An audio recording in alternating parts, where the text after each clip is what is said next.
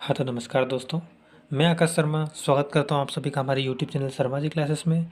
दोस्तों, इससे पहले वाले वीडियो में हमने चर्चा करी थी किसके बारे में, मध्य प्रदेश के प्रमुख स्टेडियम और उनकी विशेषताओं के बारे में। आज के इस वीडियो में हम देखने वाले दोस्तों मध्य प्रदेश के प्रमुख नदियों के बारे में। दोस्तों, अगर आप भी हमारे चैनल पर नए हैं तो जल्दी से चैनल को सब्सक्राइब कर लीजिए और वीडियो को लाइक कर दीजिए। तो चलते बिना देर किए सीधा वीडियो की तरफ बात करते हैं। सबसे पहले नदियों के बारे में कुछ कंटेंट देख लेते हैं। भारत में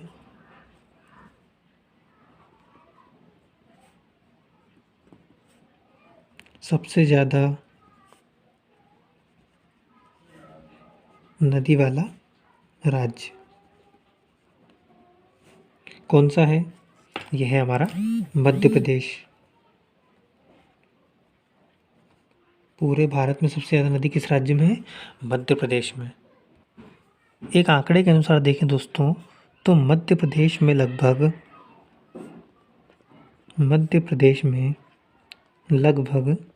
कितनी नदियां हैं? 207। ठीक, कितनी नदियां हैं मध्य प्रदेश में? 207। दोस्तों, अगर बात करें मध्य प्रदेश की नदियां कौन सी नदियां कहलाती हैं, तो मध्य प्रदेश की नदियां प्रायद्वीपीय नदियां कहलाती हैं। ठीक, एग्जाम में प्रश्न बहुत बार पहले पूछा गया कि मध्य प्रदेश की नदियां कौन सी नदियां कहलाती हैं? प्रायद्वीपीय नदियां। ठीक, एक और बात देख लेते हैं हम दोस्तों। उत्तर भारत और दक्षिण भारत का विभाजन करने वाली पर्वत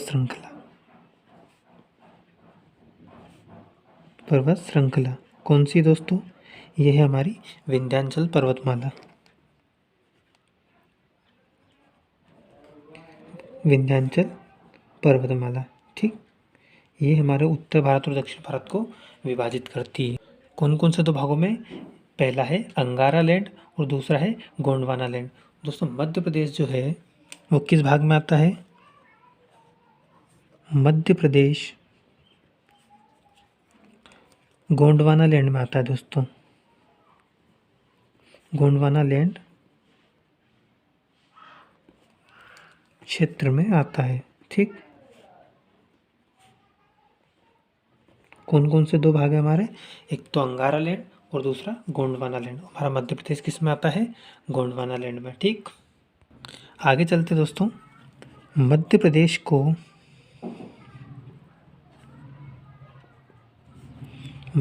को क्या कहा जाता है दोस्तों? नदियों का मायका। मध्य प्रदेश को नदियों का मायका कहा जाता है। ठीक, दोस्तों, अगर बात करें मध्य प्रदेश की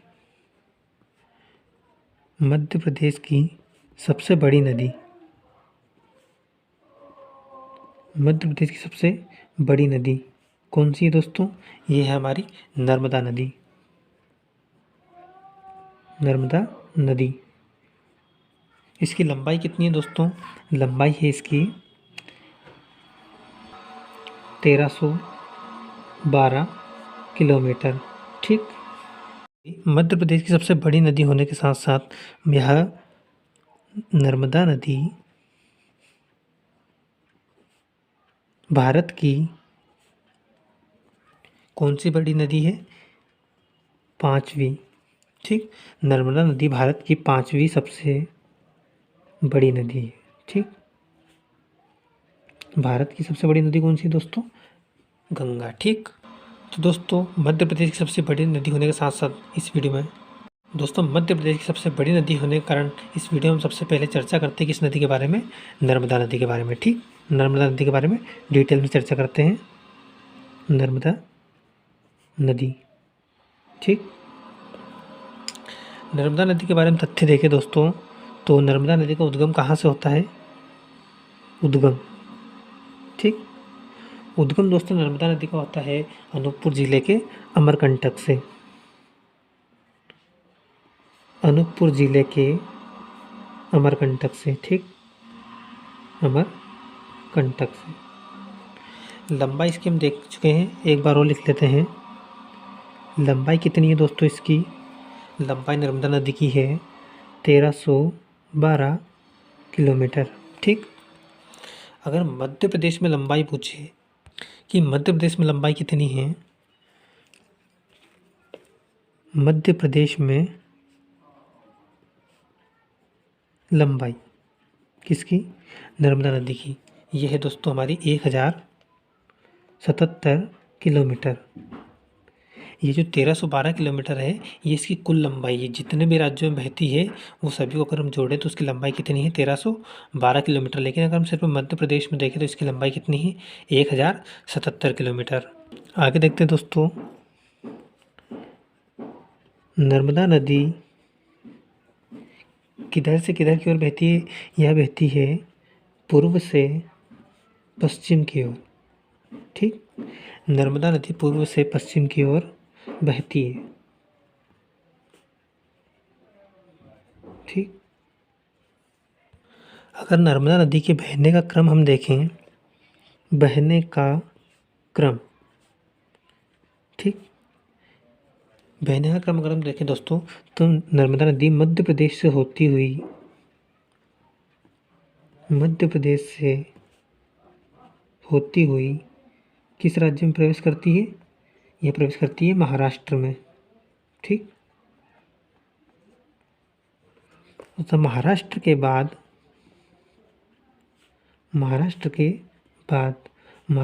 दोस्तों यह प्रवेश करती है गुजरात राज्य में, ठीक। गुजरात के बाद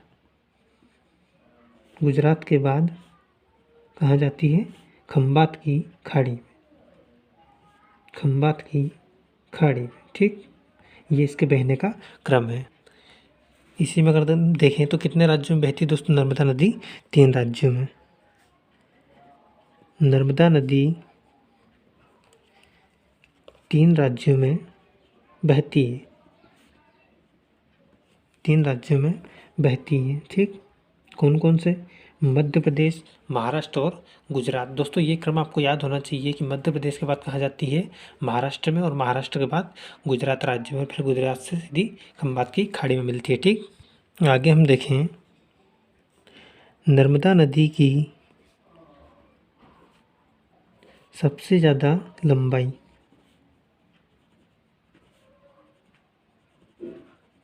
किस राज्य में है, ठीक है। तो किस राज्य में? भी ऊपर देख चुके दोस्तों, मध्य प्रदेश में। मध्य प्रदेश में कितनी है? 1077 किलोमीटर। और उसके बाद अगर हम देखें कि उसके बाद सबसे ज़्यादा दूसरे नंबर पर कहाँ पर लंबाई ज़्यादा, तो किस राज्य में है?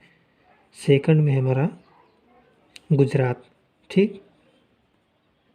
और तीसरे नंबर पर है महाराष्ट्र। सबसे ज़्यादा लंबाई किस राज्य में? मध्य प्रदेश में, फिर उसके बाद में गुजरात में, और फिर तीसरे नंबर पर महाराष्ट्र में, ठीक। दोस्तों नर्मदा नदी को मध्य प्रदेश में कई अन्य नामों से जाना जाता है, देखते हैं। मध्य प्रदेश में नर्मदा नदी के अन्य नाम, ठीक। देखते हैं दोस्तों कौन कौन से। पहला है मेकलसुता, ठीक। मेकलसुता के बाद दोस्तों सोमो देवी के बाद हमारा रेवा। कौन सा? रेवा, ठीक। रेवा के बाद हमारा शिवपुत्री। ये चारों नाम दोस्तों किस नदी के हैं? नर्मदा नदी के। कौन कौन से? पहला मेकलसुता, सोमो देवी, रेवा और शिवपुत्री, ठीक। इसको दोस्तों एक और नाम से जाना जाता है, कौन से? नामोदोष, ठीक। इससे संबंधित एक और प्रश्न हम देख लेते हैं कि नर्मदा नदी को जो नामोदोष नाम है किसने दिया था? नर्मदा नदी को नामोदोष नाम दिया। किसने दिया था दोस्तों? ये दिया था टालमी नामक व्यक्ति ने। किसने? टालमी। ठीक। इसके आगे देखते हैं दोस्तों, नर्मदा नदी किसका निर्माण करती है? नर्मदा नदी एस्चुरी का निर्माण करती है। ठीक, काय का? एस्चुरी का। एस्चुरी का निर्माण करती है। कौन सी? नर्मदा नदी। आगे देखते हैं दोस्तों, नर्मदा नदी जो है, नर्मदा नदी मध्य प्रदेश के कितने जिलों से गुजरती है? 15 जिलों से। ठीक, नर्मदा नदी मध्य प्रदेश के 15 जिलों से गुजरती है। दोस्तों वैसे तो हम वीडियो में जलप्रपात के बारे में आगे डिटेल में चर्चा करेंगे, लेकिन अभी हम नदियों के बारे में पढ़ रहे हैं, स्पेशली नर्मदा नदी के बारे में, तो अभी हम उसके जलप्रपात के बारे में देख लेते हैं। मध्य प्रदेश में नर्मदा नदी पर अनूपपुर में 2 जलप्रपात है। कौन कौन से? पहला है हमारा कपिलधारा जलप्रपात। कपिलधारा जलप्रपात। ठीक, कपिलधारा जलप्रपात कहाँ पर है? अनूपपुर जिले में, अनूपपुर जिले के अमरकंटक में। अमरकंटक, जहाँ से नर्मदा नदी का उद्गम होता है। ठीक, दूसरा है दोस्तों हमारा दुग्धधारा जलप्रपात। दुग्धधारा जलप्रपात, ये भी कहाँ पर है दोस्तों? अनूपपुर जिले के अमरकंटक में।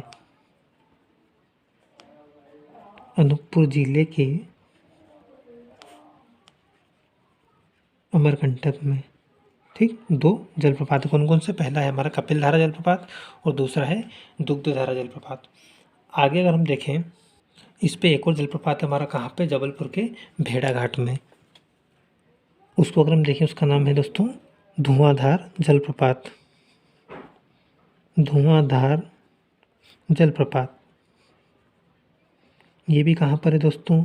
ये है हमारा जबलपुर के भेड़ाघाट में। जबलपुर के भेड़ाघाट में। ठीक, कौन सा? धुआंधार जलप्रपात। इसके बाद आगे अगर हम देखें, नर्मदा नदी खरगोन में जाती है, तो खरगोन में भी दोस्तों इस पर 3 जलप्रपात है जिनके बारे में चर्चा कर लेते हैं। पहला है दोस्तों दर्दी जलप्रपात। ठीक, कहाँ पर है दोस्तों ये है हमारा खरगोन के बड़वा में। ठीक, दूसरा है हमारा मानधार जलप्रपात। ये कहाँ पर है? ये है दोस्तों खरगोन के बड़वा में। खरगोन के बड़वा में। ठीक, दर्दी जलप्रपात और मानधार जलप्रपात, ये दोनों कहाँ पर है? खरगोन के बड़वा में। तीसरा जो हमारा सहस्त्रधारा जलप्रपात, ये स्थित है दोस्तों हमारा खरगोन जिले के महेश्वर में। कहाँ पर? खरगोन के महेश्वर में। ठीक, तो ये थे दोस्तों नर्मदा नदी पर कुल जलप्रपात कौन कौन से। कपिलधारा जलप्रपात कहाँ पर है? अनूपपुर जिले के अमरकंटक में।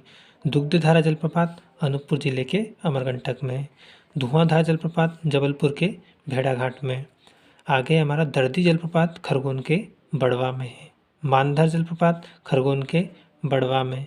सहस्त्रधारा जलप्रपात ये हमारा खरगोन के महेश्वर में। आगे अगर हम बात करें मध्य प्रदेश में नर्मदा की सहायक नदियों की, मध्य प्रदेश में नर्मदा की सहायक नदी कितनी है दोस्तों? मध्य प्रदेश में अगर हम देखें नर्मदा की सहायक नदी, तो यह है दोस्तों 41। ठीक, इनमें कभी कभी ये भी पूछ लेता है कि बाएं तरफ से कितनी नदियां आकर मिलती है नर्मदा में और दाएं तरफ से कितनी मिलती है, तो हम देख लेते हैं। बाईं तरफ से आकर मिलने वाली नदी। ठीक, बाईं तरफ से दोस्तों नदियाँ मिलती है 22 नदी, ठीक, 22 नदी। और अगर दाईं तरफ से देखें, दाईं तरफ से आकर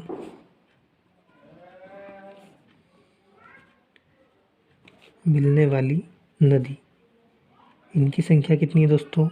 ये हमारी 19 नदी, ठीक। दोस्तों कुछ मुख्य नदियां हैं जिनको हम देख लेते हैं कि बाईं तरफ से कौन कौन सी मिलती है और दाईं तरफ से कौन कौन सी मिलती है। सारी नहीं देखेंगे, जो जो मुख्य है वही देखेंगे, ठीक है। हम बात करते हैं पहले बाईं तरफ से आने वाली, ठीक। बाईं तरफ से, बाईं तरफ से दोस्तों नर्मदा नदी में जो नदियाँ मिलती हैं वो है शेर, ठीक, शक्कर, दूधी, अगली हमारी बरनार, बंजर और तवा नदी, ठीक। ये है हमारी बाईं तरफ से मिलने वाली। बात करें अगर दाईं तरफ से मिलने वाली, दाईं तरफ से दोस्तों है मान, मान नदी, हिरण नदी,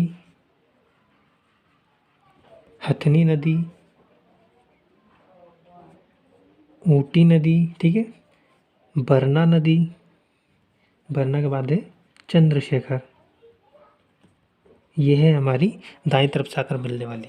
दोस्तों अगर पूछे कि नर्मदा की सबसे महत्वपूर्ण सहायक नदी कौन सी है, नर्मदा की सबसे महत्वपूर्ण सहायक नदी, ये है दोस्तों हमारी तवा नदी, ठीक। कौन सी है? तवा नदी, मध्य प्रदेश, सॉरी, नर्मदा नदी की सबसे महत्वपूर्ण सहायक नदी। दोस्तों इसमें अगर हम अगला कंटेंट देखें, नर्मदा नियंत्रण प्राधिकरण कब गठित किया गया? कब गठित किया गया? दोस्तों ये गठित किया गया था 1980 में। किसके द्वारा? मध्य प्रदेश सरकार द्वारा, ठीक। दोस्तों एक परियोजना थी नर्मदा नदी घाटी परियोजना, उसके विरोध में एक आंदोलन चलाया गया था। उसका नाम क्या था? नर्मदा बचाओ आंदोलन। उसके बारे में देख लेते हैं।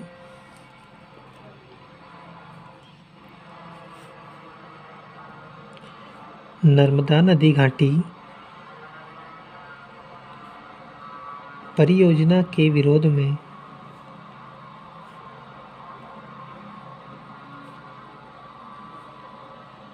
चलाया गया आंदोलन कौन सा है दोस्तों?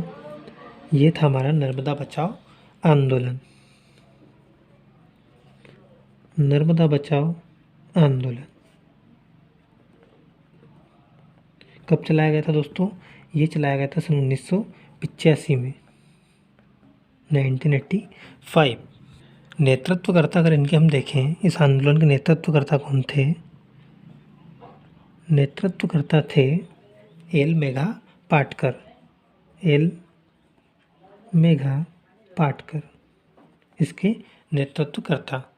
दोस्तों हमारी जो नर्मदा नदी घाटी परियोजना है, इसके तहत नर्मदा नदी पर 3 डैम बनाए गए थे। कितने? 3। नर्मदा नदी घाटी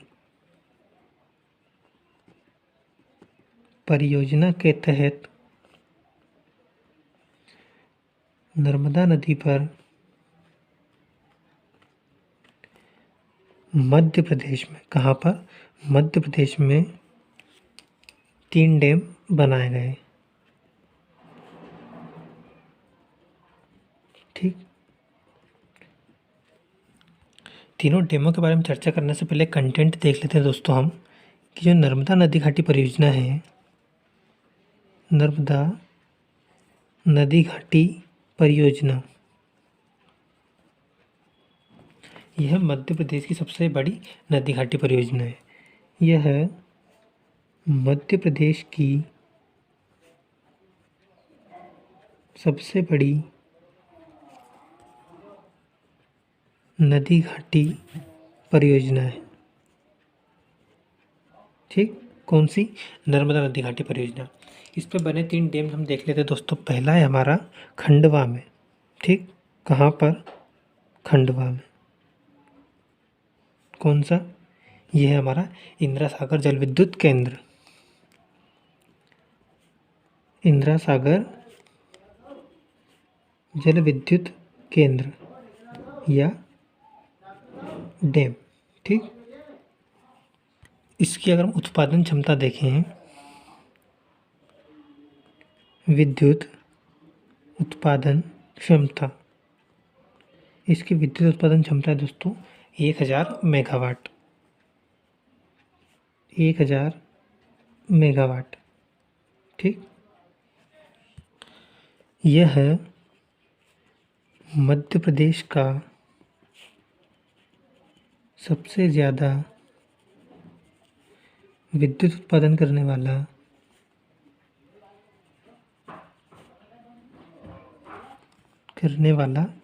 जल विद्युत केंद्र है। ठीक, कौन सा है? इंदिरा सागर जल विद्युत केंद्र। इंदिरा सागर जल विद्युत केंद्र जो है दोस्तों, यह मध्य प्रदेश में नर्मदा नदी पर बना सबसे ऊंचा डैम है। ठीक, इसके बारे में देख लेते हैं। मध्य प्रदेश में नर्मदा पर बना सबसे ऊंचा डैम। ठीक, सबसे ऊंचा है दोस्तों, तो इसकी ऊंचाई हम देख लेते हैं 993 मीटर ऊंचा। ठीक, सॉरी 993 नहीं दोस्तों, सिर्फ 93 मीटर ऊंचा है। कितना है? 93 मीटर ऊंचा। कौन सा है? इंदिरा सागर जल विद्युत केंद्र, मध्य प्रदेश में नर्मदा नदी पर सबसे ऊंचा डैम। अगला जो जल विद्युत केंद्र बनाया गया दोस्तों, ये भी कहाँ बनाया गया? खंडवा में। इसके बारे में देख लेते हैं हम। दूसरा बनाया गया कहाँ पर? ये भी खंडवा में। इसका नाम क्या है? इसका नाम है दोस्तों ओमकारेश्वर जल विद्युत केंद्र। कहाँ पर है ये? हमारा खंडवा में। इसकी उत्पादन क्षमता अगर हम देखें, उत्पादन क्षमता, इसकी विद्युत उत्पादन क्षमता है दोस्तों 520 मेगावाट। 520 मेगावाट। ठीक, तीसरा जो डैम बनाया गया दोस्तों, ये बनाया गया था हमारे खरगोन में। ठीक, कहाँ पर? खरगोन में। कौन सा? महेश्वर जल विद्युत केंद्र। महेश्वर जल विद्युत केंद्र। इसकी उत्पादन क्षमता अगर हम देखें, उत्पादन क्षमता, इसकी उत्पादन क्षमता है 450 मेगावाट। 450 मेगावाट। ठीक दोस्तों, अभी हमने ऊपर देखा कि मध्य प्रदेश में नर्मदा नदी पर सबसे बड़ा या ऊंचा बांध कौन सा है?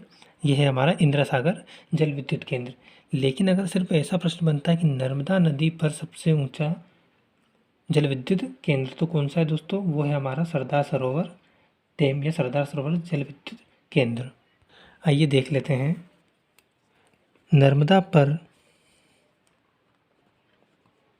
नर्मदा नदी पर सबसे ऊंचा बांध कहाँ पर है दोस्तों? ये है हमारा गुजरात में। किस राज्य में है? गुजरात में। नर्मदा नदी 3 राज्यों में बहती है दोस्तों, मध्य प्रदेश, महाराष्ट्र और गुजरात। नाम अगर हम देखें इसका, सरदार सरोवर डैम। सरदार सरोवर डैम। ठीक, इसकी ऊंचाई हम देखें दोस्तों, इसकी ऊंचाई है दोस्तों 138 मीटर। 138 मीटर। ठीक, कब बनाया गया दोस्तों? ये बनाया गया सन 2017 में। कब? सन 2017 में। बात करें अगर इसकी विद्युत उत्पादन क्षमता की,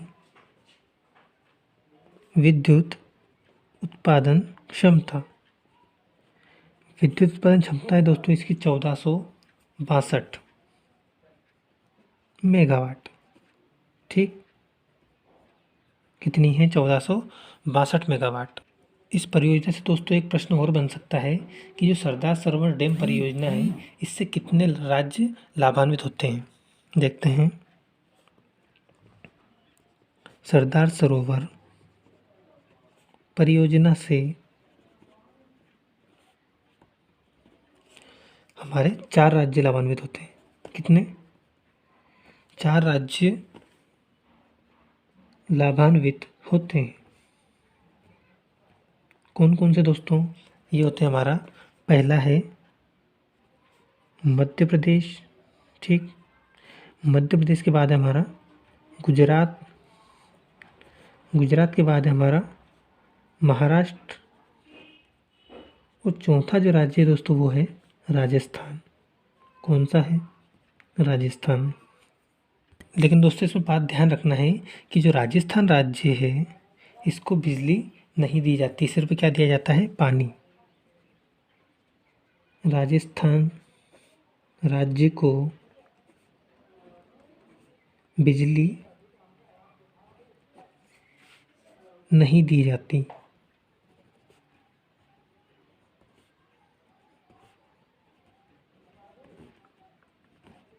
सिर्फ पानी दिया जाता है। ठीक, किस राज्य को? राजस्थान को सिर्फ क्या दिया जाता है? पानी, बिजली नहीं दी जाती। इसी में एक कंटेंट और देख लेते हैं दोस्तों कि जो सरदार सरोवर डैम परियोजना है इसका मध्य प्रदेश को कितना प्रतिशत लाभ मिलता है? सरदार सरोवर परियोजना का 57%, 57% लाभ किसको मिलता है? मध्य प्रदेश को। लाभ मध्य प्रदेश को मिलता है। ठीक, तो दोस्तों आज के लिए वीडियो में इतना ही। आगे की नदियों के बारे में दोस्तों हम अगले वीडियो में चर्चा करेंगे।